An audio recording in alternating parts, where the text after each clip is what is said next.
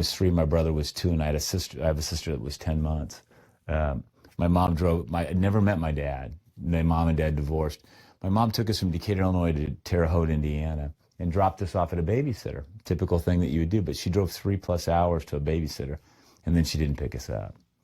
In looking back, not knowing it at the time, she was what we would call the old school bipolar. Really struggled with that for many, many years. And she would, smoke marijuana and take Xanax to kind of,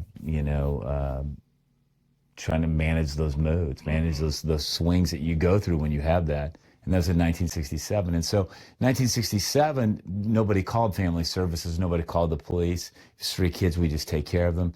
The family, Mary and Ralph Stott, they struggled money-wise. And so they would share everything they had with the kids that they had and us. And about almost 4 years later, our grandparents, my mom would say that she's traveling around the country with her job, and they would try to call us on the phone, and they would never be able to talk to us. And so they suspected something was wrong. They hired a private detective, and that private detective found us. Our grandparents picked us up. My brother and I went with them. My sister only knew them as her parents, and so she stayed with them and later was adopted by that family.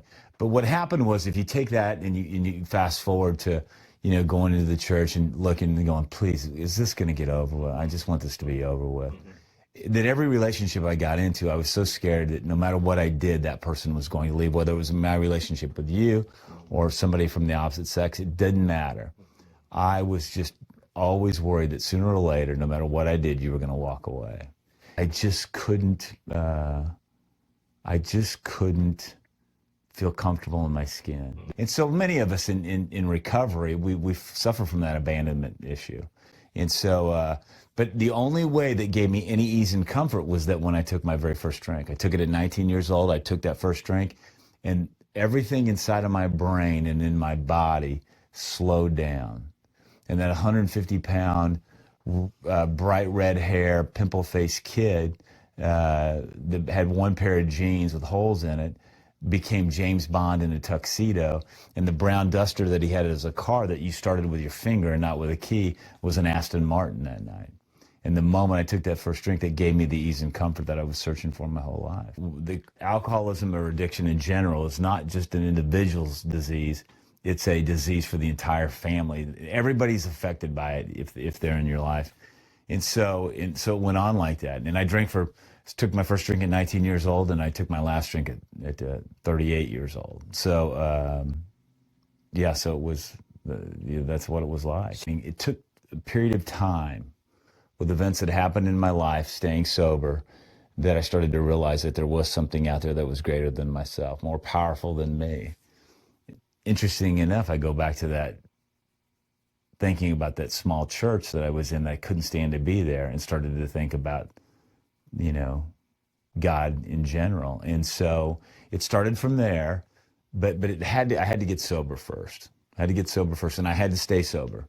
And then, alcohol was only a symptom of the problem. The problem started off with the abandonment, the problems with anger and fear, problem with dwelling on the past, problem with, not having an education. All of those things we can take care of, but the first thing is we have to stop drinking.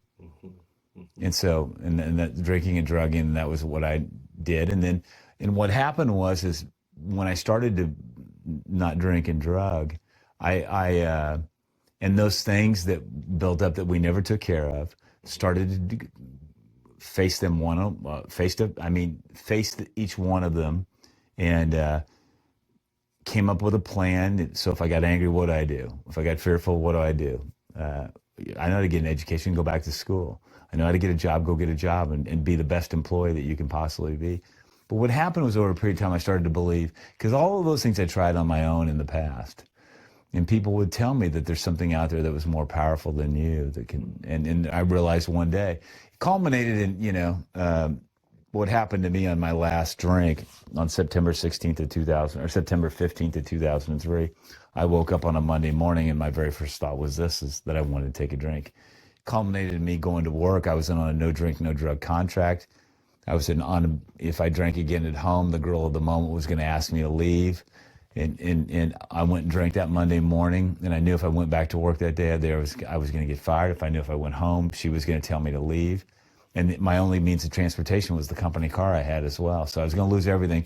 And about 15 minutes later, I walked into a bank and I robbed that bank. And that was the last time I took a drink. I got caught later on in the night. And my case was all over the local news. And I thought my life was over. And what happened was people from the recovery community came out to visit me. And would write letters and they housed me in Lincoln County in Troy, Missouri, which is about an hour from here. And so people would come and see me on a Tuesday night, and which is not an easy place to get to at 7 o'clock on a Tuesday night. And what happened was, over a period of time, I started realizing, if these people really see something in me, because they're good people that are doing this. And it's a time-consuming thing, especially when you've gotten sober and you do those kinds of things. You realize how much effort and time it takes. Maybe I ought to just listen. Maybe I ought to just do whatever it took not to take a drink.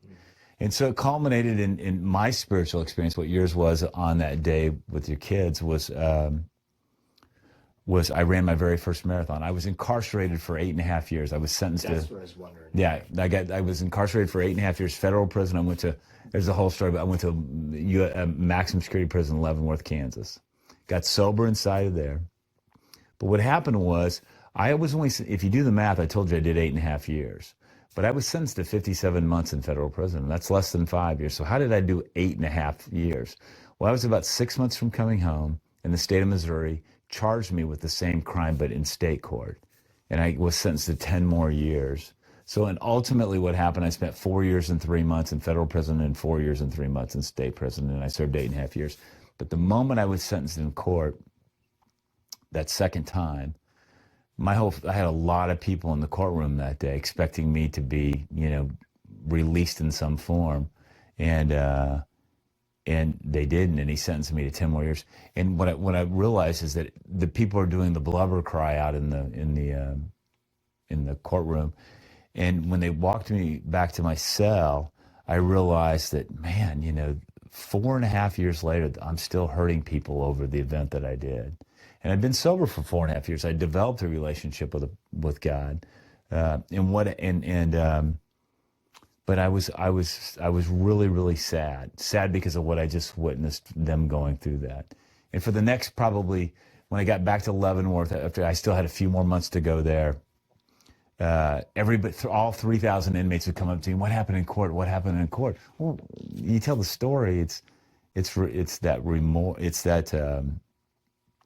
constant talk of the negative event. It's morbid reflection. It's the worst thing for you to keep talking about. So a guy said to me, he goes, "Hey, Mark, you need to do something different. You're going to drive yourself crazy the next few months before you go to state prison talking about this." He says, "We should do something. Why don't we start running?"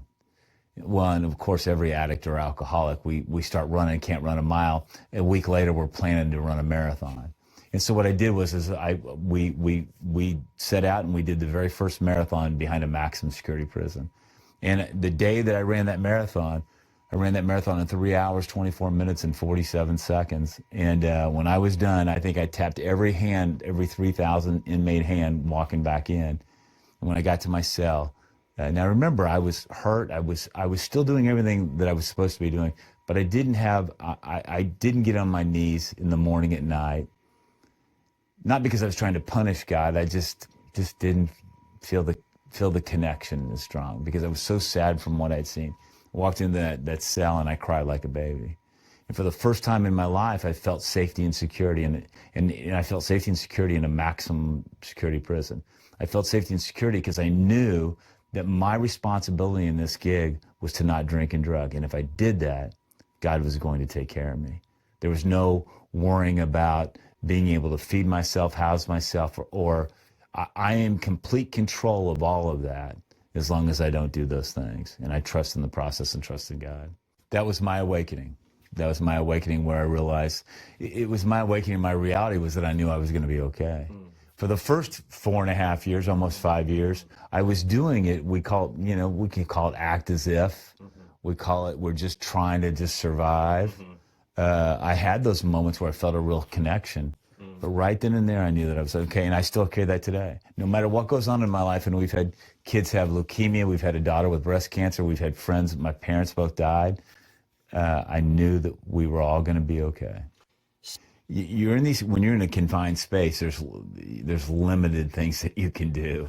And so one of them is I really enjoyed going to Mass. The rituals of the rituals in the Catholicism were comfortable to me at the time. When I came home, we started to go on a Saturday night. We started to go to church at the Crossing in Chesterfield. Today's churches are certainly a lot different than the one that I grew up in. The music is inspiring. You know, it's like a performance in some ways.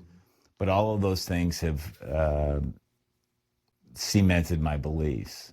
You know, we use what we can to get the message across, if that makes sense. And now the pastor at the church at the Crossing would tell you to do exactly what you just described. You find him in studying the Bible. And that was not the way that I found him. And I learned that I was listening with my eyes. And so I would see people in that maximum security prison lead a Christian life by watching them. The people that told me about they were living this Christian life, they weren't. When the lights were off, they were doing something they shouldn't have been doing. I would encourage people to read the Bible, because that's been encouraged to me. I would encourage them to get involved in some sort of aspect of church life. I would recommend them meet people that say that they believe in Jesus and that they've given their life over to Jesus as well. And a combination of those things, there should be some sort of information that will click in and will sink in. Maybe we generally don't come to Jesus when we just went 6 for 6 in a baseball game. We don't give our life to God when things are good, because we think we're running the show. Right. Yeah. So I think those would be the. For me, it was, and over time, I didn't have that spiritual experience. I had that awakening over time where, and it culminated in that day. So my name is Marc Wright. I am human and I surrender.